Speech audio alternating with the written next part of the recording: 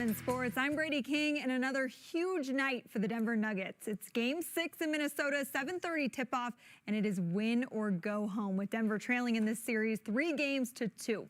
And after struggling in Games 3 and 4, a lot of fans were frustrated with head coach David Adelman, even booing him at home in Game 5. But his team responded in a big way with a dominant win over the Timberwolves in Game 5 to keep their season alive.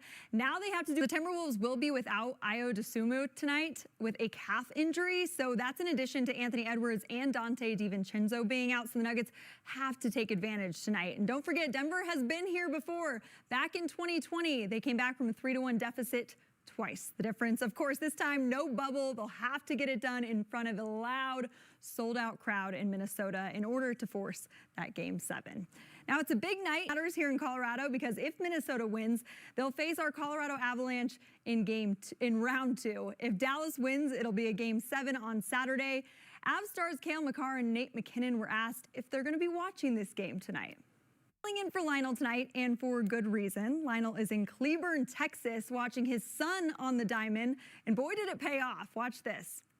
Coming in off 12 straight wins into the playoffs, they locked up that 3 seed, looked great in Game 1, but things flipped quickly in Game 2, and those road losses really drained the momentum, at least from the outside. Inside that locker room, though, this team never stopped believing. Game 5 showed exactly who they are at their best. Nikola Jokic with a triple-double, Jamal Murray with 24 points, and the supporting cast stepped up big. That is the formula.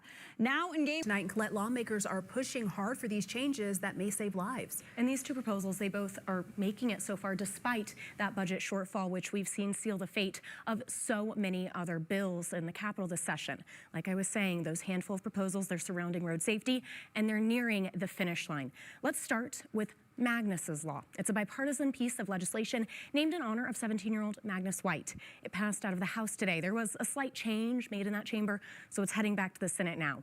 Now, this would ensure law enforcement offer a breathalyzer test to drivers who are involved in serious crashes where someone is injured or killed.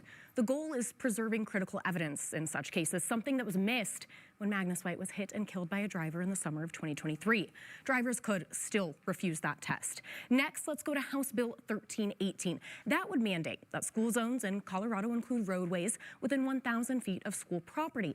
This week, the bill was named in honor of 13-year-old Liam Stewart. He was hit and killed while riding his bike to school in 2023. The idea came directly from his father, Josh, who tells me that if this changes driver behavior and saves lives, even ones he'll never know about, then the legislation is doing exactly what it's meant to do.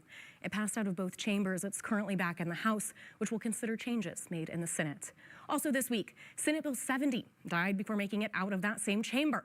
This bipartisan bill, it would have required warrants before law enforcement could search automatic license plate reader databases. This faced a lot of opposition from law enforcement, and the sponsors say the governor signaled that he would veto the legislation if it passed. Now, I'll still be in the Capitol a lot over the next less than 2 weeks, keeping you updated on how exactly this session is going to wrap up. Live in the studio, Colette, Bordelon, Denver 7. All right, thank you.